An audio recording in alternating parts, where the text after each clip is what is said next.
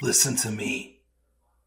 If there was a wise man who would ever think of this, they would say in order to be superior to the man, you've got to be the man. For I am the man himself.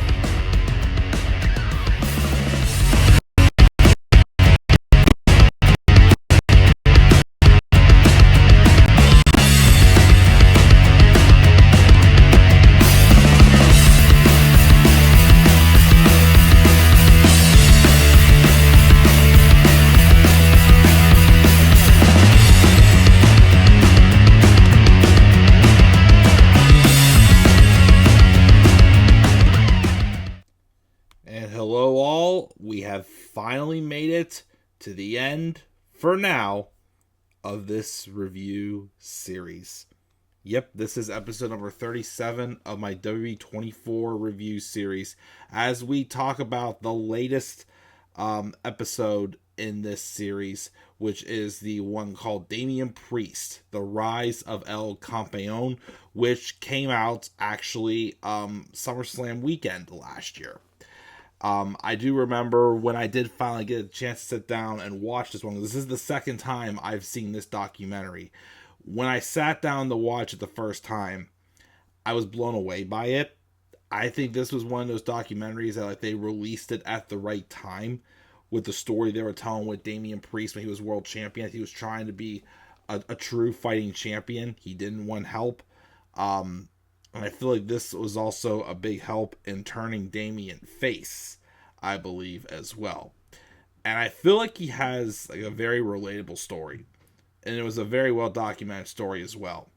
And with how good it was, that's what kind of sparked the interest for me. Because even long before this one, I always had interest in reviewing all these 24 documentaries.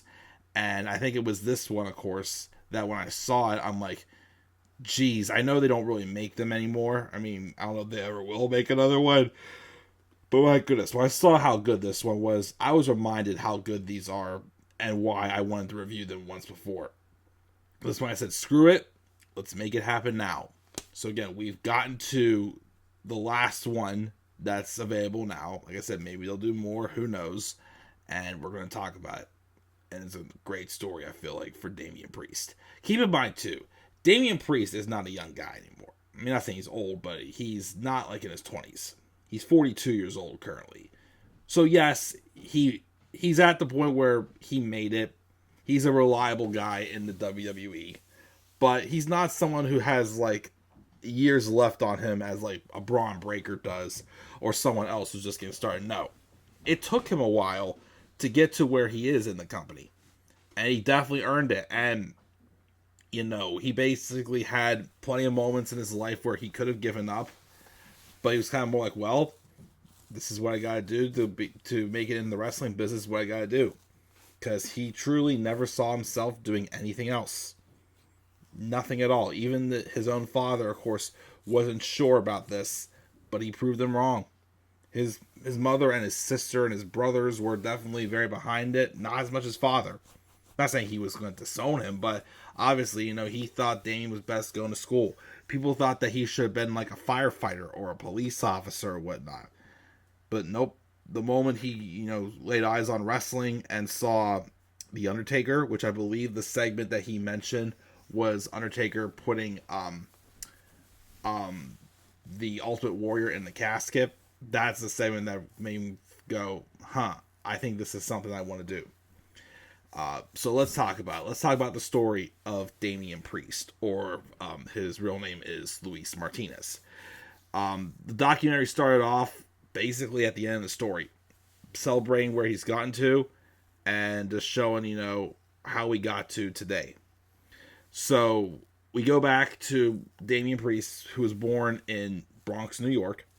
I think he lived there for a couple years until his parents split and his mother moved back to Puerto Rico and she went back with her. He stayed there until he was about 10 years old, I think it was, and then she gave birth to his brother Steven. And then during that time, though, she had suffered some medical issues. and she was unable to take care of Damian at that time. So that's when he moved back to New York and he lived with his father. His father was definitely a little more strict, but he also was high on teaching Damian the art of discipline and respect. This is one thing where I relate with Damian, as Damian did grow up participating in his father's Japanese karate school. Now, he did Taekwondo. I myself did karate growing up for 10 years, actually. I did Shotokan, though, which is called the oak tree system. You learn everything off of stances and whatnot. I never did Taekwondo. But when Damian, of course, mentioned that and how it taught him a lot about discipline and respect, like, that's something I can relate to. Because I really feel like it helped me as well with my discipline and respect, and also find like some sort of like a structure in my life. It's something that helped me find me, for sure. So that was something very relatable. He also mentioned that when he was in Puerto Rico, that wrestling was like a religion in Puerto Rico. You did not come out of Puerto Rico not a wrestling fan. Like I said before, the Undertaker and his segment with the Ultimate Warrior was definitely what made him go, you know what? This is what I want to do someday. And when he got older, even though, again, he was in his father's martial arts class, and his father, was very strict on him. His father thought he should have gone to school and whatnot, but he said, nope, I want to be a professional wrestler. He was working, some, bar jobs, I believe it was, to get some money. Him and his one friend eventually went to, I think it was the Monster Factory, I think it was called, to train and learn how to become a wrestler. He would do some indie shows in like the South Jersey area and like near Philly and in that eastern coast part of like right east of me. And like most people, it's a big risk, a big gamble. He mentioned there was times where he was homeless. He slept in his car. He even slept on church stairs before. There was one time where his car got broken into and his gear was stolen. And when that happened, he wasn't able to wrestle anymore because he had no gear and he couldn't afford new ones. So that's where he kind of went to like a really dark place for a while, Damian. He did, start working again, of course, and he was able to wrestle on the weekends. But then when he was offered a promotion with higher pay, they told him he'd have to work weekends and he'd have to quit wrestling. Right on the spot, he gave him a 2-week notice because wrestling was all he ever wanted to do. There was even during a time also where he had a girlfriend that he lived with. I think she had 4 kids. They were basically buying Dollar General food when they did grocery shopping. Compared to today, of course, obviously he can go to a supermarket now, but yeah, Dollar General was his grocery store. And things didn't look good. He was not taking care of himself. He was not healthy. He was almost 400 pounds, and, he just didn't have the confidence. He was still, wrestling on the indies. He even, of course, did get a WWE tryout in 2010, and, he just totally blew it at the time. But then, of course, he eventually would, wake up. He would start dieting. He would shred off the weight he shredded off. And he continued to work hard. He even, I can't remember if it was before his second tryout or after it, but I know he had another tryout in 2015. And he was told that, he's made tons of improvements. He's showing he is determined to work hard. He's showing that there's someone he can rely on.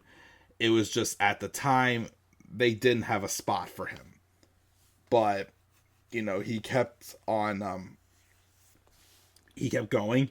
Again, I can't remember if it was either before that second trial or after, but he did sign with Ring of Honor. And I know they mentioned also that I think for the second tryout he had, one person who really spoke up for him was Paul Heyman. And then after a second tryout, apparently Bayley had gone to a Ring of Honor show and saw him, and she basically told him, like, dude, why are you here? You should be in WWE, which felt good for him to hear coming from another WWE superstar. And then it was 2018, he got a call. He was asked how long until his contract expired, which wasn't too long. And they said, well, when your contract expires, can we give you a call? And when that happened, they called him and made a deal for him, and he signed with NXT. So he came to NXT. He still, of course, continued to learn. And, of course, that's when he also got to meet The Undertaker and learn from him as well. Of course, he wrestled on the indies as Punishment Martinez. And, of course, he needed a new name when he got to WWE. So the name Damian Priest came from two things for him. First, when he was born, his parents originally wanted to name him Damian. But I guess the thing that turned away from that name was the fact that at the time, I guess The Omen just came out, and like the son of the devil in that movie, whatever it was called, was Damian, and they didn't want people to think they were naming him after him, so that's why they call him Luis instead, which I think he's a junior or a second, because I think his dad's first name is Luis also, but that's where we got Damian from, and Priest simply came from Judas Priest. One of his indies theme songs, I believe, was by Judas Priest, and he was a huge fan of his, so Damian Priest. As, he said that, the name just sounds like a rock star. And he went to NXT. He was the Archer of Infamy, had some really great matches. He was only there for, I think, like a year and a half, I think he was in NXT for. I know he had some good matches, including, of course, I think his first pay-per-view match. It was a triple threat match he had with Pete Dunne and Killian Dane. The winner got to challenge Adam Cole for the NXT Championship at Survivor Series. That's when they did NXT and Survivor Series. He did not win that match, but he was representing the Team NXT from the Team NXT in the men's Survivor Series match. He continued to work hard. He won the NXT North American Championship at TakeOver 30, I believe it was in the ladder match. And then he was told at the end of 2020 that he was getting called up. He made his main roster debut at the Royal Rumble, but he was told also that he was going to be working with Bad Bunny. Which at first he thought it was someone that they were calling Bad Bunny. He's like, you realize there's a recording artist. He's like, oh, that's the guy we're talking about. And that was Damian's first main roster storyline, when him and Bad Bunny were a tag team. Both of them were from Puerto Rico, and both of them were wrestling fans, so they became friends like immediately. And you think about this too, the pressure. This is where Damian mentioned that the pressure was really on him. He basically was told, you either get Bad Bunny over or you're done. And of course he was teaching Bad Bunny, and Bad Bunny grasped it quickly, and they killed it in that tag match against Miz and John Morrison. And it definitely was one of the first times that they showed that Damian Priest is a hard worker and someone great to do business with. And then now of course they didn't talk about this, but he also had to deal with the freaking zombie lumberjack match. Remember that? Yep, the zombie lumberjack match that was done to fulfill that sponsorship Vince had with Army of the Dead, the Netflix movie. He basically had to deal with that as well. So Damian had some very crappy stuff thrown at him on the main roster when he first got up. But he hung in there, still was solid. He eventually beat Sheamus at SummerSlam in 2021 to win the U.S. title, his first main roster singles title. Now, that was great. He was put on great matches. But one thing they were emphasizing, though, was the fact that he still hadn't shown that X Factor yet. Like, it felt like he was playing a character and not being organic. He went through the Archer of Infamy. He then, of course, went through, while U.S. champion, they gave him like a split personality gimmick, which he did well with, I'll say. But again, people didn't see that as organically him. And eventually he would drop the U.S. title before WrestleMania 38. And he had nothing for WrestleMania 38. And he thought he was done. He didn't think there was anything left for him. He thought that, his time was going to be running out with wrestling. But then Edge turned heel. And that's when Edge wanted to form the Judgment Day. his basic idea was, what if we filmed like a new Brood? And of course, the first person he picked was Damian, and he of course would expose their alliance at WrestleMania 38 in the match with AJ Styles. And then, of course, they would build on it, adding in Rhea, and then eventually Finn. And then, of course, we all know that they eventually did kick Edge out of the group. But it basically, even though we all know that the booking of Judgment Day hasn't been done too well, let's be honest, it's been very inconsistent. And it's been kind of like a stable that's overstaying their welcome. There was still like a great, like, bonding experience. And they basically become like one big family with the Judgment Day. They added in, of course, JD eventually, and Dominic Mysterio, and all of them are good friends and whatnot. So definitely, even though of course it's not the best booked, it means a lot to them for sure. And that's when it felt like Damian, who also I forgot to mention too, was also huge fans of Scott Hall and X-Pac. That's of course where he got permission to use Scott Hall's Razor's Edge maneuver in his matches,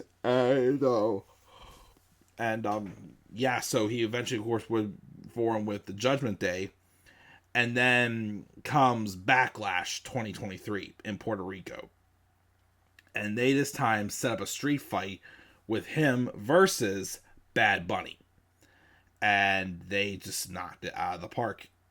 It was a very successful thing. Got the Puerto Rican crowd hot. We had surprises from Savio Vega and Carlito in there, and then the two of them just tore the house down. And I feel like that, even though, well, I'll explain, my controversial take on when he won Money in the Bank, but that kind of like, led to him getting rewarded and proving more and more that, yes, this is a guy that you can work with and rely on. And then we get to Money in the Bank. He, of course, wins Money in the Bank. But if I'm being 100% honest, I still, even though it worked out in the end, and there was a couple, sloppy spots with his run as Mr. Money in the Bank or Senor Money in the Bank, I do feel like they only gave him that because that was kind of like a happy medium. Because that's when Vince McMahon had come back. I feel like if Vince had all the power in the world, he would have had Logan Paul win Money in the Bank that year, which would not have been the right year. Myself and the fans wanted LA Knight, but they gave it to Damian Priest instead, who I think was a good, like, happy medium pick. But, he had his moments where it worked. He had his moments where he wasn't booked the best.